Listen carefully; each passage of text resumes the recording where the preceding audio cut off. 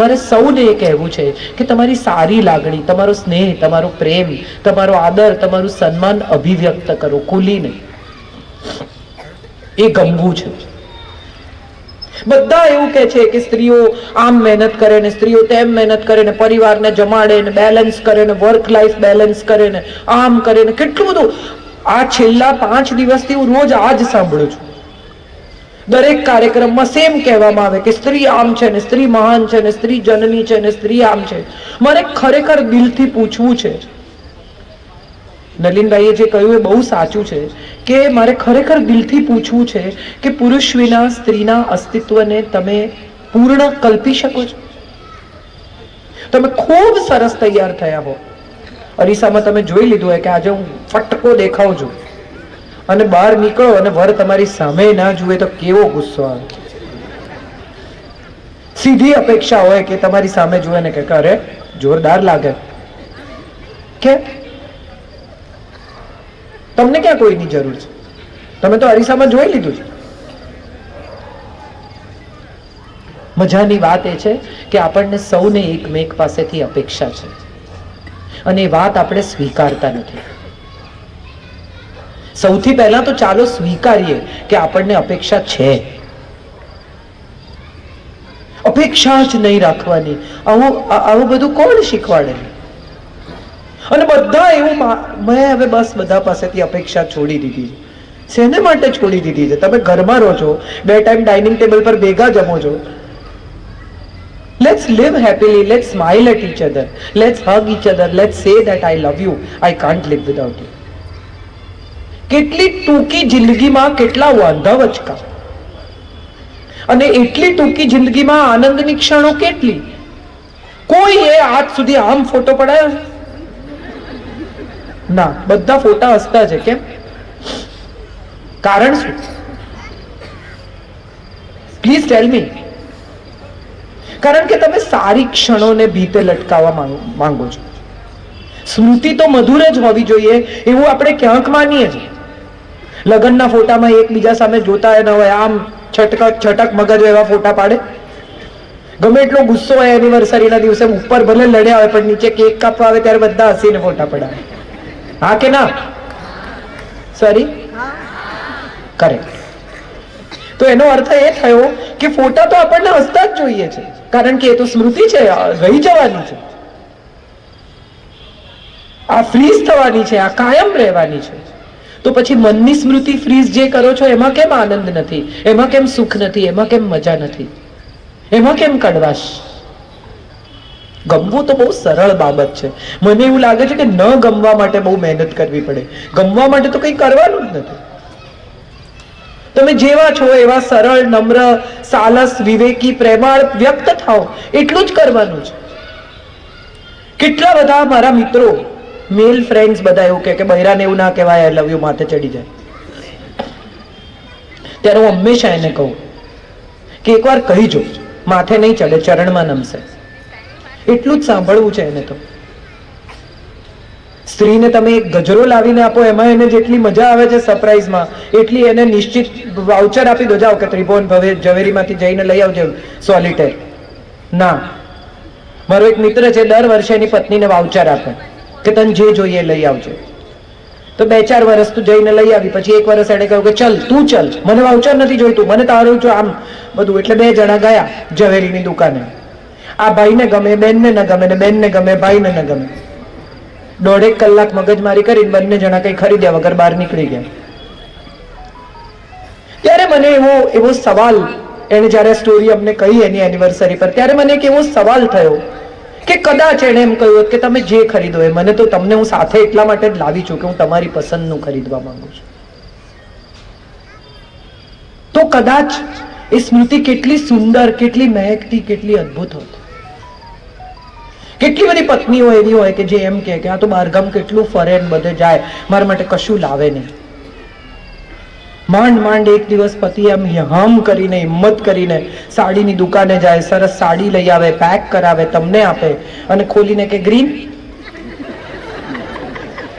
હું ક્યાં પહેર્યું છે? પતી ગયું. જીવનમાં બીજી વખત એ હિંમત નહીં કરે. તમે નિશ્ચિત કરી લીધું કે ફરી તો આ નહીં જ કરતા. એને બદલે તમે એમ કહો કે ગ્રીન, વાવ મારી પાસે ગ્રીન કલર નથી, હા, આટલો જ ફેર છે. આપણે બાપની બૈરી કહીએ છીએ કોઈને ઓળખાણ કરાવતી વખતે કે અમારા બાપની બૈરી છે, મળો. સમજાય નહીં કે શું સંબંધ છે? સમજાય ને? હું એમ કહું કે મારા બાપની બૈરી છે તો ખ્યાલ આવે ને કે કોણ છે? હા કે ના આવે જ ને? બાપની બૈરી કોણ હોય? માં હોય.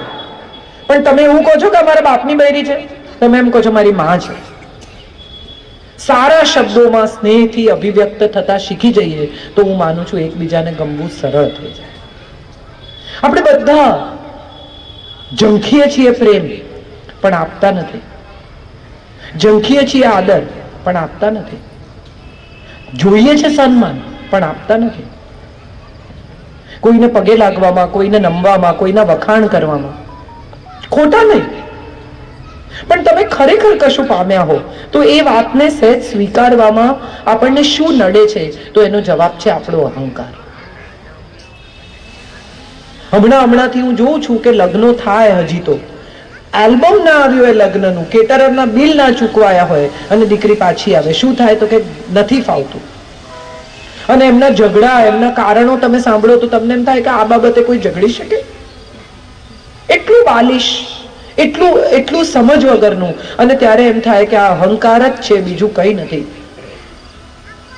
મારે સૌને કહેવું છે કે અસ્તિત્વનો આદર કરો, અસ્તિત્વનું ગૌરવ કરો, પણ અસ્તિત્વનો અહંકાર ના કરો. કારણ કે સૌથી મોટું તો પરમ તત્વ છે જેણે આપણને બધાને સર્જ્યા છે. કોઈ કારણસર બે જણાને ભેગા કર્યા છે. મારી એક બેનપણી હમણાં મને SMS મોકલેલો, બહુ ઇન્ટરેસ્ટિંગ, કે જોડીઓ સ્વર્ગમાં બને છે. લોકો કહે છે ને marriages are made in heaven, અને મર્યા પછી સ્વર્ગમાં જ જાય છે. તો પૃથ્વી પર શું કામ આવે છે? ઝઘડવા? ઇન્ટરેસ્ટિંગ SMS છે, મને ગમી ગયો કે વાત તો સાચી છે. પૃથ્વી પર શું કામ આવે છે? ઝઘડવા ના, પ્રેમ કરવા, એકમેકને સપોર્ટ કરવા. આજે આ 15,51,000 કઈ જીવનભર નહીં ચાલે, પણ આ 15,51,000 નો આશીષ છે, પીઠબળ છે કે તું આગળ વધ, હું ઊભો છું. કઈ ખૂટશે તો હું તારી સાથે છું. 15 લાખ રૂપિયામાં શું થવાનું છે આજના જમાના?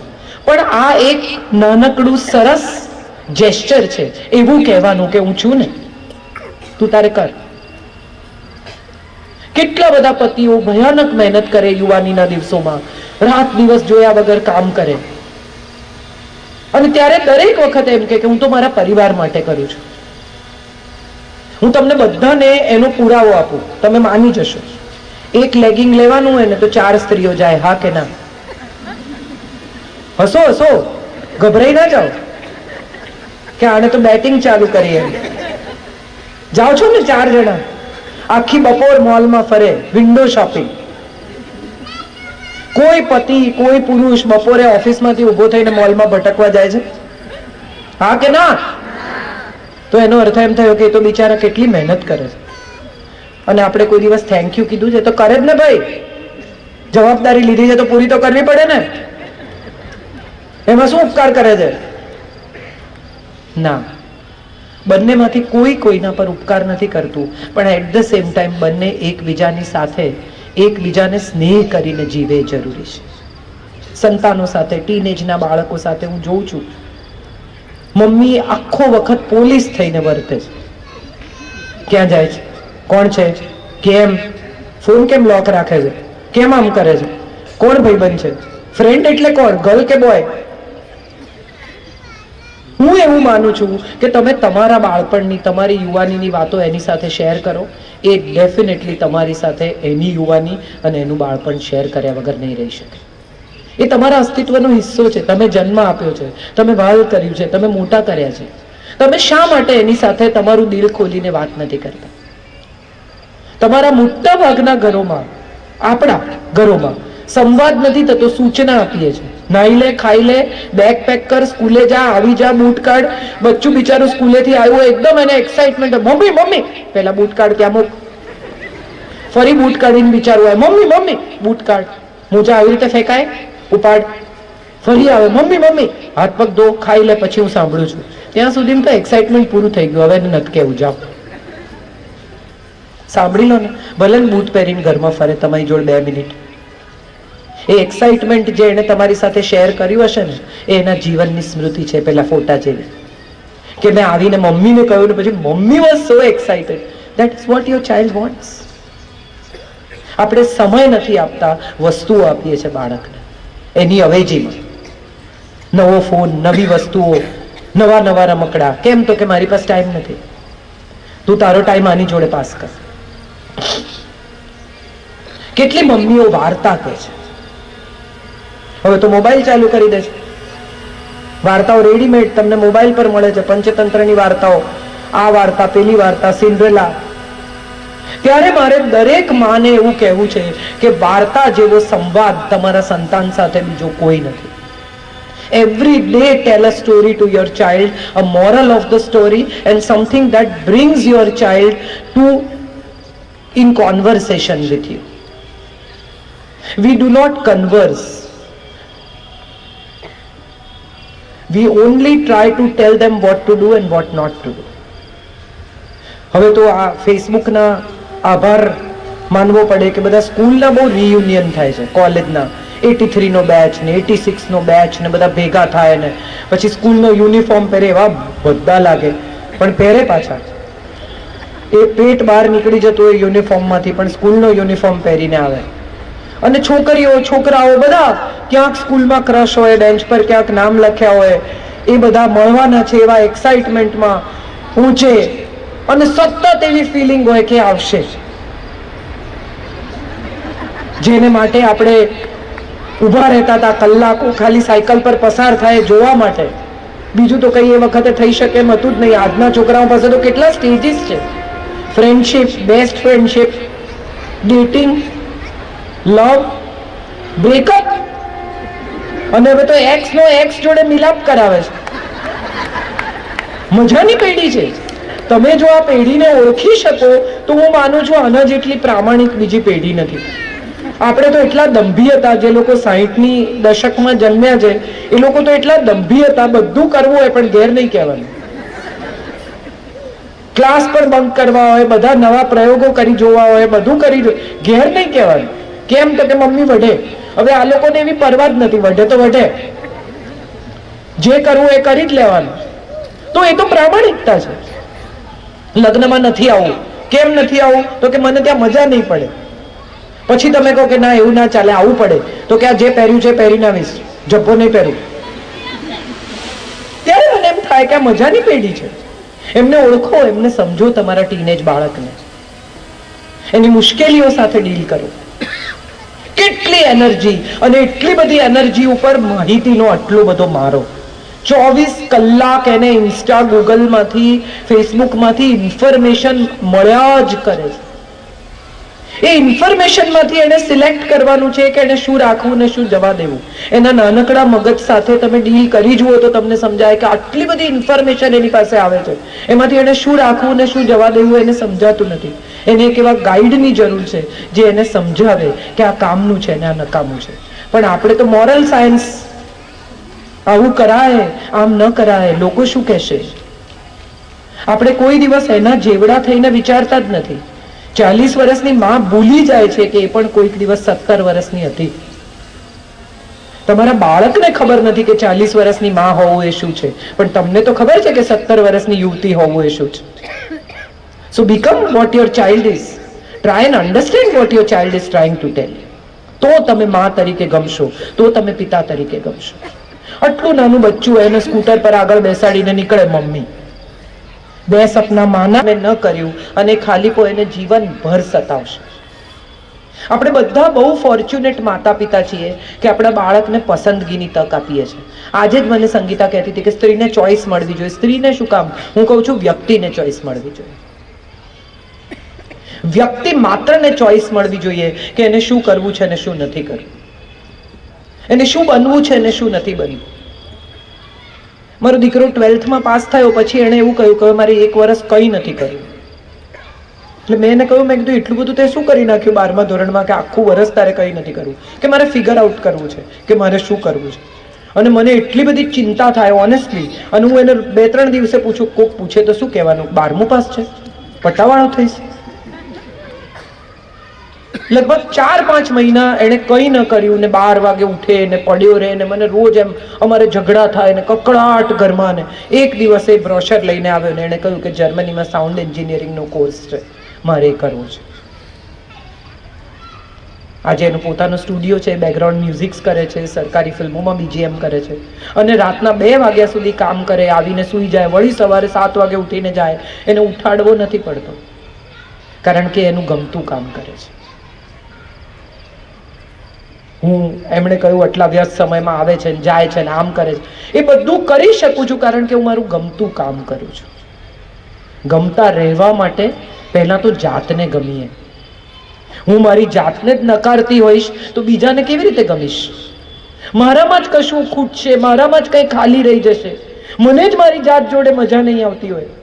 હું એવા કેટલા બધા લોકોને ઓળખું છું કે જે એકલા રહી જ નથી શકતા.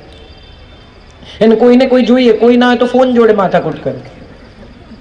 પહેલાના જમાનામાં તમારે ઘેર માણસ આવે ને તો તમને પૂછે કેમ છો, મમ્મી કેમ છે, પપ્પા કેમ છે, પાણી પીએ, બેસે. આજકાલ હવે ઘરમાં આવતાની સાથે પૂછે છે જીણીપીનનું ચાર્જર છે, જીણીપીનનું ચાર્જર છે.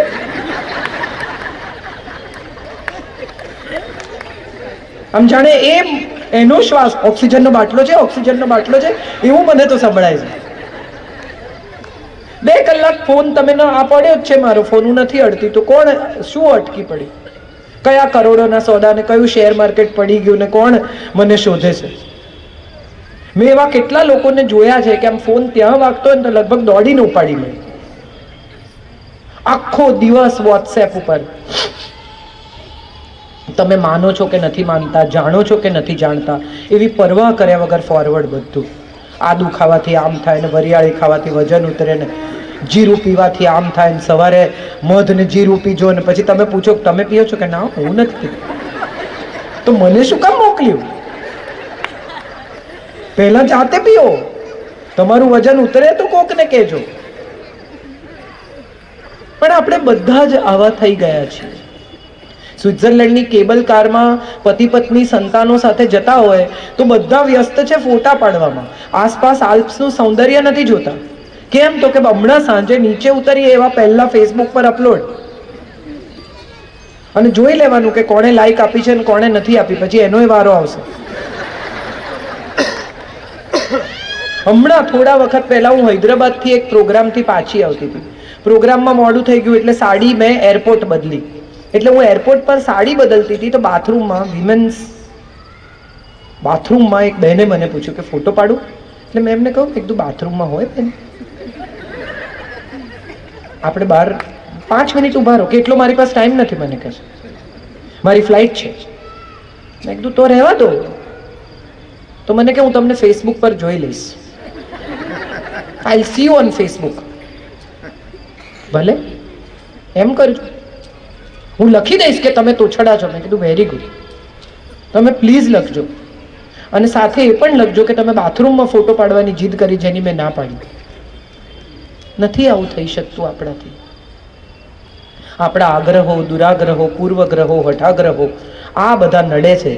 બાકી ઉપર મંગળ ને બુધ ને ગુરુ તમને કાંઈ નડતા નથી, એ એની જગ્યાએ ફરે છે. ક્યાં તમને નડે છે મને કહો? સવારે ઉઠીને મંગળ જે નરી આંખે દેખાતો નથી એ તમને ફોકસ કરે કે હવે આજે તમારો વારો છે? હોય કોઈ દિવસ લાગે છે? એક સેકન્ડ માટે પણ લોજિક ગળે ઉતરે છે? સવારે ઉઠીને બધા રાશિ ભવિષ્ય વાંચે છે આજકાલ. હું કેટલાય લોકોને ઓળખું છું સવારે ઉઠીને રતન, નયન, પઠણ. મારે બધાને પૂછવું છે કે કૃષ્ણ જો વાંચે સવારે તો એમાં લખ્યું હોય કે આજે તમારા હાથે સગાનો વધ થવાનો છે, સાવધ રહેજો. હા કે ના? કંસને મળવા જાય એ દિવસે જો એ રાશિ ભવિષ્ય વાંચે તો શું લખ્યું હોય કે આજે તમારા હાથે સગાનો વધ થશે, સાવધ રહેજો. બરાબર? આવું ભવિષ્ય હોવું જોઈએ ને આઈડિયલી. હા કે ના? અને કંસ વાંચે તો શું લખ્યું હોય કે સગું વધ કરશે, સાચવજો. પણ એવું હતું નથી. કૃષ્ણ પણ ક અને કંસ પણ ક, તો રાશિ તો સેમ છે પણ ભવિષ્ય સેમ નથી. કેમ? દશેરાને દિવસે રામ લખે તો લખ્યું હોય વિજય થશે, ને રાવણ વાંચે તો પરાજય થશે. તો રાશિ તો બેવની સેમ જ છે, તો કેમ સેમ નથી? નહીં વાંચતા આવું બધું. એમને એટલી જગ્યા ભરવાની હોય છે.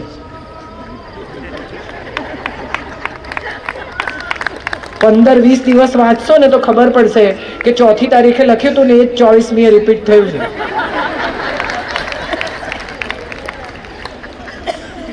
તમારું ભવિષ્ય, તમારા સંબંધો, તમારો દિવસ તમે જાતે જ શરૂ અને અંત કરી શકો છો. ઉઠતાની સાથે સરસ સ્માઇલ કરો, ઘરના લોકો સાથે આનંદથી વાત કરો. સવારના પરમાં દિવેલ પીધું એવું મોઢું કરીને નીચે ના આવો અથવા બહાર ના નીકળો. કેમ લાઈટો ચાલુ છે? અરે કહો કે જરા લાઈટ બંધ કરો, સવાર પડી ગઈ છે. કોઈ પંખો કરો. બસ પછી તો રાશિ ભવિષ્યની ક્યાં જરૂર છે? તમને ખબર જ છે તમારો દિવસ કેવો જવાનો છે. તમે જ ચાલુ કર્યો છે, હવે એવો જ જશે જેવો તમે શરૂ કર્યો છે. ચામાં ખાંડ ભૂલી ગઈ લાગે છે. અંદરથી જવાબ આવે, નાખી લો. તમને નથી આવડતું તો તને શેને માટે રાખી છે? બસ પછી તો દિવસ ખબર જ છે. રાશિ ભવિષ્યની ક્યાં જરૂર છે? મારે સૌને કહેવું છે કે માણસની 4 વસ્તુ છે ને એ માણસ માટે અગત્યની છે: વાણી, વર્તન, વિચાર અને વ્યવહાર. આ 4 સ્તંભ ઉપર તમારા આખા ગમવા અને નહીં ગમવાનો આધાર છે. તમે જે બોલો છો એ તમારા વિચારમાંથી પ્રગટ થાય છે, તમારા વિચાર જે છે એ તમારા વ્યવહારમાંથી પ્રગટ થાય છે, અને તમે જે વર્તન કરો છો એ તમારા વ્યક્તિત્વમાંથી બહાર નીકળે છે. અને મારે સૌને કહેવું છે કે કોઈ ન જોતું હોય ને ત્યારે તમે જે વર્તો છો ને એ તમારું સાચું વ્યક્તિત્વ. બધા અહીંયા હોય એટલે તો હું સારી જ રીતે વર્તું. તમારી સામે તમારે ડાયા જ દેખાવું પડે. પણ કોઈ ન હોય ત્યારે હું થૂકું છું રસ્તા પર, કચરો ફેંકું છું રસ્તા પર, ગાળો બોલું છું, ખરાબ રીતે વર્તું છું, તો એ મારું સાચું વ્યક્તિત્વ. કોઈ ન જોતું હોય ત્યારે જે તમે છો ને એ તમારું ચારિત્ર છે. આવું કાયમ યાદ રાખજો. મારે એક સરસ વાર્તા કહેવી છે તમને બધાને. એક નાનકડું બાળક એક પેટ શોપમાં જાય છે, પાલતુ પ્રાણીઓની દુકાનમાં. નાનકડો છોકરો છે અને જઈને કહે છે કે અમારી પાસે $100 છે, મને એક નાનું પપી ખરીદવું છે. પેટ શોપ વાળો કહે છે કે $150 છે પપી તો બેટા. એ લોકો કહે છે કંઈ વાંધો નહીં, તો પછી હું ફરી ક્યારેક આવીશ, પણ આજે મારો બર્થડે હતો ને એટલે મને થયું કે હું આજે મારી જાતને પપી ગિફ્ટ કરું એક ફ્રેન્ડ. સ્ટોર વાળાને દયા આવી ગઈ, એને કીધું ચાલ હું બોલાવું છું બધા નાના પપીસ ને, તું પસંદ કર, કંઈ વાંધો નહીં, $50 પછી આપજે અથવા નહીં આપતો. એણે તરત એના માણસને કહ્યું બધા નવા જન્મેલા તાજા રૂના ગાભા જેવા સરસ મજાના બધા જાડિયા પાડિયા પપ્પી આવ્યા. એમાં એક બિચારું છેલ્લે આવ્યું, ખોડંગાતું. બાકીના બધા દોડતા દોડતા આવ્યા અને પેલું પાછળ ધીરે ધીરે આવ્યું. પેલા છોકરાએ એને ઉપાડી લીધું કે મને આ જોઈએ છે. તો પેલા પેટ શોપ વાળાએ કહ્યું કે બેટા એવું કંઈ નહીં, તારી પાસે ઓછા પૈસા છે એટલે તારે આવું લેવું પડે. એનો એક પગ જન્મથી જ વાંકો છે અને એ તારે માટે દોડી નહીં શકે, તારા ઉપર ચડી નહીં શકે, બોલ નહીં લાવે, તારી સાથે તોફાન મસ્તી નહીં કરી શકે, એને એક પગે પ્રોબ્લેમ છે. એ છોકરાએ પોતાનું પેન્ટ ઊંચું કર્યું અને બતાવ્યું. એને પણ પોલિયો હતો. એણે એવું કહ્યું કે મને દોડવા માટે, રમવા માટે, ભાગવા માટે, બોલ લાવવા માટે નથી જોઈતું, મને કોઈ એવું જોઈએ છે જે મને સમજી શકે.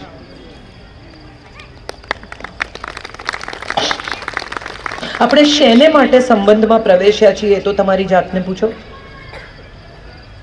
સપ્તપદીના 7 વચન, અહીંયા કેટલા લોકો પરણેલા છે? હું પણ. એનો શું, હાથ ઊંચો કરો, ગભરાવા જેવું કંઈ નથી. કેટલા લોકો વિધિસર પરણેલા છે? કેટલાને સપ્તપદીના વચન મોઢે યાદ છે? શાબાશ. તમારા પોતાના માટે એક જોરદાર તાળીઓ પાડો. એક નાની જમીનનો ટુકડો કે સોનાનું એક બિસ્કિટ કે એક સાદી વીંટી ખરીદવા જાઓ તો કેટલો મોલભાવ કરો. આ કેટલાનું છે, 22 કેરેટ છે, 24 કેરેટ છે, ને આમ છે, તેમ છે, પછી આમ નીકળશે તો આમ કરીશ ને આમ થશે તો આમ કરીશ ને લખી આપો ને વચન આપો ને. સાદું એપલ લેવામાં કે ખરાબ નીકળશે તો પાછું આપી જઈશ. પણ જેની સાથે જીવન વિતાવવાનું છે એને કયા વચન આપ્યા અને કયા લીધા કોને ખબર? જાણતા હોઈએ તો નિભાવવા પડે, જાણતા જ નથી, નિરાંત. સંતાનોના લગ્ન સમયે પણ આપણે આ જ કરીએ છીએ. કેટલા દિવસના ફંક્શન, ટ્રોઝો, ફલાણું, આ તે, મેનુ શું, ડેકોરેશન કેવું હશે, પાર્ટી કેવી કરશું, કોને કોને બોલાવશું, કોને નહીં બોલાવીએ, ફુવાને ના બોલાવતા એ દર વખતે પ્રોબ્લેમ કરે છે. પણ સંતાનને બેસાડીને 1 કલાક એવું કહેતા નથી કે લગ્નની રિંગ જેટલી નાની છે ને જવાબદારી એટલી જ મોટી છે. વેડિંગ અને મેરેજમાં ફેર છે. વેડિંગ સેલિબ્રેશન છે અને મેરેજ રિસ્પોન્સિબિલિટી છે. આ કોણ શીખવશે નવી પેઢીને? આપણે જ તો શીખવીશું. અને મને એવું લાગે છે કે જે પરિવાર આ સમજી શકે છે, જે પરિવાર આ સમજાવી શકે છે, એ પરિવાર ક્યારેય એકબીજા પ્રત્યે અણગમો જન્મી શકતો નથી. એવા પરિવાર સંવાદ હશે તો કદી વિવાદ નહીં થાય. નહીં ગમતું હોય તો કહેવાનું. આપણે બધા જ નહીં ગમતી વાતને બહુ જ મનમાં ભરી રાખીએ છીએ, પછી એક દિવસ કુકરની સીટી ફાટે અને એ દિવસે એવી વાતમાં ઝઘડીએ કે સામેના માણસ એમ થાય કે આમાં તો કોઈ ઝઘડે, ગાંડા છો. પણ આ તો કેટલા દિવસની ક્યુમ્યુલેટિવ ઇફેક્ટ છે. ન કીધું, ન કીધું, ન કીધું, ન કીધું, એને બદલે શાંતિથી એક દિવસ કહી દો કે તમારા મિત્રો આવે છે ને તમે મારી મજાક ઉડાવો છો ને બધી સિદ્ધાર્થ રાંદેરિયા ટાઈપની જોક મારીને, મને નથી ગમતું. પ્લીઝ ફરી એવું ના કરતા. આઈ એમ શ્યોર એ સમજશે. કદાચ પહેલા શરૂઆતમાં અકળાય પણ એને એ વાત ચોક્કસ સમજાશે. તમે એનિવર્સરી એ ભૂલી જાય છે એ બાબતે ગુસ્સે છો, આગલે દિવસે કહી દો કે કાલે એનિવર્સરી છે. હું કહું છું ભેટ મળવાનો ચાન્સ રહે, એને ટાઈમ રહે ને ખરીદવાનો. તમે રાતે 10 વાગે એનિવર્સરીના દિવસે એને કહો મને ખબર જ હતી તું ભૂલી જઈશ, તો હવે તો ઝઘડવા સિવાય કશું રહ્યું જ નથી. એમણે કહ્યું પિક્ચર એકલા જુએ છે. એ વાત મારે કહીને મારી વાત પૂરી કરવી છે. હું પિક્ચર એટલા માટે એકલી જોઉં છું કારણ કે સંજય કોઈ દિવસ સમયસર આવતો નથી. 7:30ના શોમાં એ 7:45 ઘેર આવે, પછી અમે 15 મિનિટ ઝઘડીએ, પછી નીકળીએ, ત્યાં સુધીમાં ઇન્ટરવલનો ટાઈમ થઈ જાય. એટલે અમે એવું નક્કી કર્યું મેં કે તારી ટિકિટ તું રાખ ને મારી હું રાખું ને આપણે પિક્ચર જોઈએ. પછી થોડા દિવસમાં એકવાર એવું થયું કે એવું ચાલ્યું, એ વ્યવસ્થા થોડો દિવસ સચવાઈ. પછી એકવાર એવું થયું કે મારી બાજુમાં એક સાવ સેન્ડવિચ વેચતો કે બૂટ પોલિશ કરતી ટાઈપનો છોકરો આવીને બેસી ગયો. તો મેં કીધું આ ટિકિટ તારી પાસે ક્યાંથી આવી? કે મારી પાસે છે. બતાવી ટિકિટ. ત્યાં સંજયભાઈ આવ્યા ડોર કીપરને લઈને, લાઇટ લઈને, બધા ડિસ્ટર્બ કે મારી પડી ગઈ છે. ત્યારથી મેં નક્કી કર્યું કે આ બધું કરવા લાયક નથી. આપણને ફિલ્મ જોવાનો શોખ છે, મને ખુશ કરવા મારી સાથે આવે છે તો આપણે રહેવા જ દો. કારણ કે આમે સામે જ જોવાનું છે, બાજુમાં કોણ બેઠું છે તો ખબર જ નથી. એ હોય કે ન હોય શું ફેર પડે? તમારો આનંદ શોધતા શીખી જાઓ, કોઈને નડ્યા વગર. આપણે બધા એવું માનીને ચાલીએ છીએ કે આપણને સુખી બીજી જ વ્યક્તિ કરી શકશે. પણ મારે સૌને કહેવું છે કે જેની પાસેથી સુખની અપેક્ષા રાખો છો ને એને તમે દુઃખી કરવાનો અધિકાર પણ આપી જ દો છો. તમારું સુખ તમારું પોતાનું છે. તમે સરસ રસોઈ કરી અને સુંદર ગાર્નિશ કરી ત્યાં સુધી એ તમારા હાથમાં હતી. હવે એને ખાઈને શું રિએક્ટ કર્યું એ કંટ્રોલ કરવા જશો ને તો બહુ દુઃખી થશે. હું કહું એવું એ રિએક્ટ કરે તો એવું એ નહીં કરે, આ નક્કી છે. એ વાત જે દિવસે તમે સમજી જશો ને એ દિવસે તમારાથી સુખી અને તમારાથી વધુ ગમી જાય એવી વ્યક્તિ બીજી કોઈ નથી. તમે આનંદથી બનાવ્યું, તમે આનંદથી સજાવ્યું, તમે આનંદથી આપ્યું. દાખલા તરીકે કોઈ ભેટ આપી કોઈને, પછી તમે એમ કહો કે પેલું જોયું. હવે જો એ તમને એમ કે આ જોયું પણ સેટ ટાઈટ છે તો તમને નહીં ગમે. એણે સત્ય જ કહ્યું કે ભાઈ મને થવાનું નથી, તમે જે ટી શર્ટ આપ્યું છે એ તમને ગમ્યું નહીં. તમારી અપેક્ષા એવી હતી કે એણે એમ કહેવું જોઈએ કે આ વિશ્વનું ઉત્તમ ટી શર્ટ છે, આ છેલ્લો પીસ જગતમાં બચ્યો તો જે તું મારા માટે લઈ આવી અને હું જીવનભર ઋણી રહીશ, તારા ચરણમાં રહીશ આ એક ટી શર્ટ માટે. પણ એવું તો એણે કીધું નહીં. તમારી અપેક્ષા તો એટલી બધી હતી. ત્યાંથી થયો પ્રોબ્લેમ શરૂ. તમારી અપેક્ષા પૂરી ના થઈ. હવે તમને થશે કે મેં એમ કહ્યું કે અપેક્ષા રાખવી, અપેક્ષા સ્નેહની રાખવી, કાળજીની રાખવી, વાલની રાખવી, વખાણની ન રાખવી. કારણ કે બધા તમારા વખાણ કરે જ એવો આગ્રહ તમને ખૂબ દુઃખી કરશે. મારા ફેસબુક પર તમે કદાચ વાંચતા હશો, બધા લોકો લખે છે. એક ભાઈએ લખ્યું હતું કે કાકી તમે સુંદર લાગો છો. એટલે મેં નીચે જવાબ લખ્યો. મેં કીધું થેન્ક યુ ભત્રીજા. તો મારી જે ફેસબુક હેન્ડલ કરે છે છોકરીએ કીધું કે તમને કાકી કીધું. મેં કીધું સુંદર લાગે છે એમ પણ તો કીધું. આપણે કયું જોવું છે? કાકી ભલે ને કીધું. કાકી 55-56 વર્ષની સ્ત્રીને કાકી ન કે તો શું કે? કોક લખે માજી, માજીને અભરખા રહી ગયા છે. લખે બૈરા બગાડો છો, આ બધું બંધ કરી દો તાત્કાલિક.